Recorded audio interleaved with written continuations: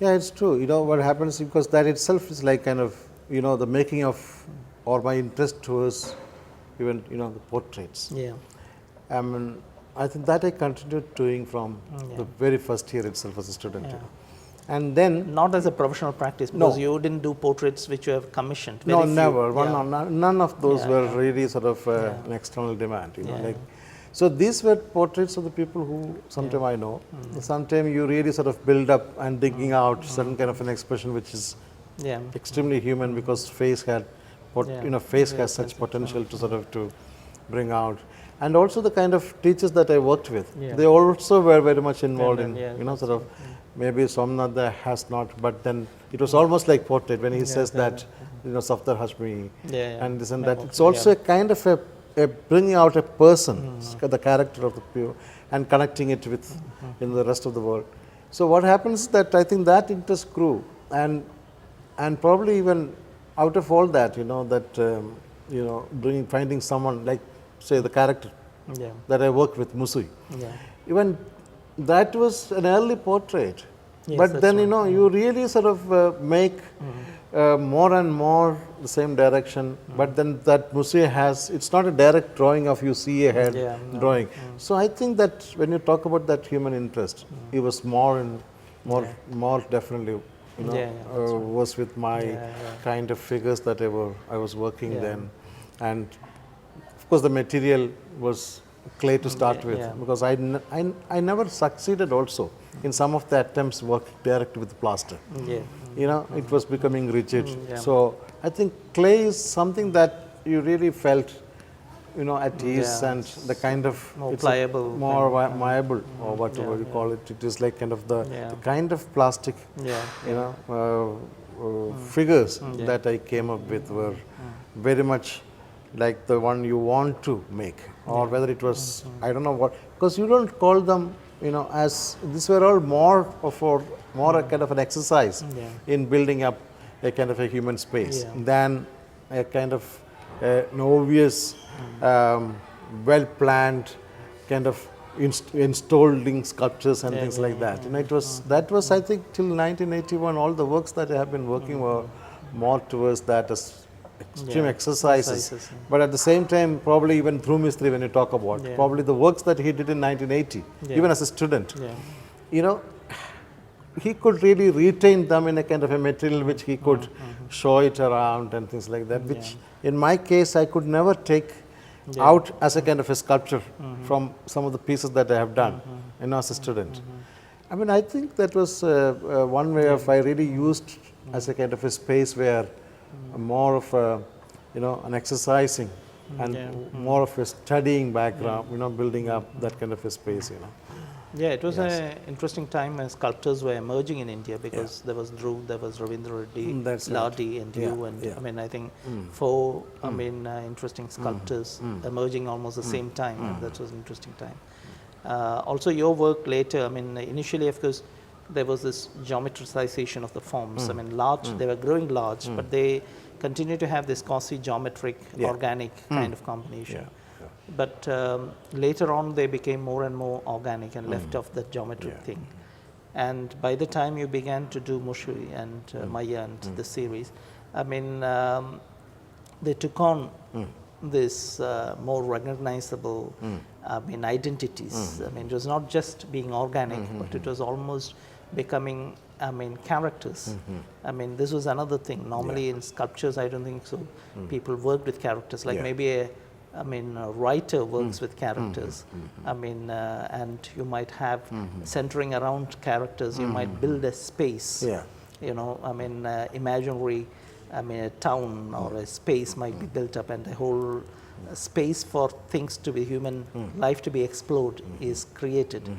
I mean, this is not something that normally sculptors do, and that you started with these two figures, then you changed.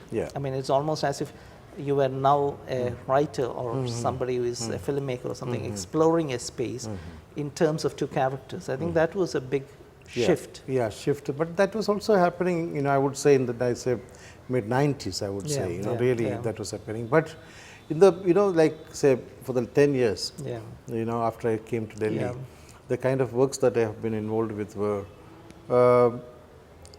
very, you could see that they were definitely, very human in its structure and what it meant to evoke. But then there, the kind of head or the head part was very, very, reduced to a kind of a form. And I would really say with no expression or facial expression, because it doesn't exist. So like the kind of earlier sculptures of say Durga or Chandala rider or that's kind of, those were all in say 87, 88. I was working on those pieces. And later I had the chance to make them big, because I was always looking for, wanting to do some larger sculptures and probably meant to be kept in open. And so where the, some pieces like Chandela Rider, it is still kept in open in India Habitat Center. Done. It was casted in 1990 or 89. And it is. So what I'm trying to say there, the human figures and even sometimes multiple figures are put together and generating certain amount of movement. And because I think this was one of the primary interests that I started with, that the sculptures or the figures will have, sculpture has, the forms has a movement of its own, and also the human, like even the rider itself, has a kind of a movement. Even when you say, okay, that that headless, that the one on one leg, the Durga that stands, which were, those were the kind of pieces where, again, a big parting from what has been happening as from the works that I left in Santiniketan, the kind of multiple compositions. But those figures were becoming bigger and placing it in open, instead of just creating a kind of a stage set. So the whole environment was almost like acting to be a kind of a stage set kind of a thing. And that was, that I continued for quite some time. And I think it was in 90, I made my studio in Chhatarpur, where I'm still working. And that was a colony when, a kind of becoming a colony. It was the time. It was a kind of unauthorized, a kind of a setup place where I built my studio, because that was what I could probably find a space for making them. So when it was coming up, there were many other cubes which were building around, and just you could see, it was an economically poor section.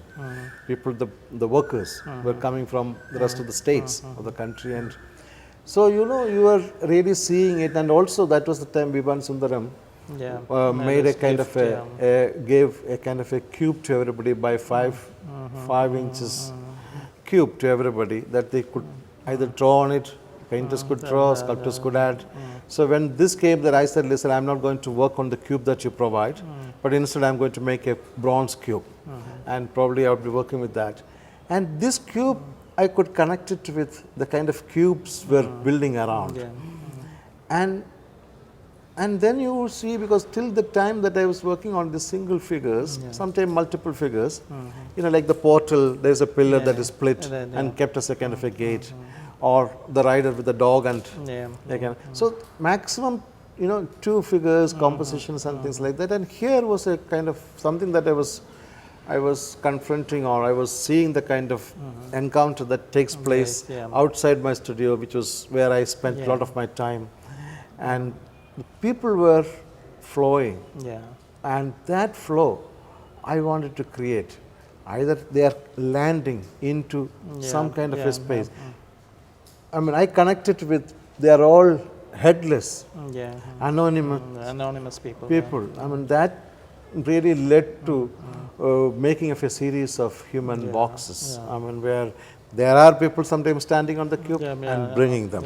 And there are all kinds of, so he told me that this whole idea was more of a freedom struggle.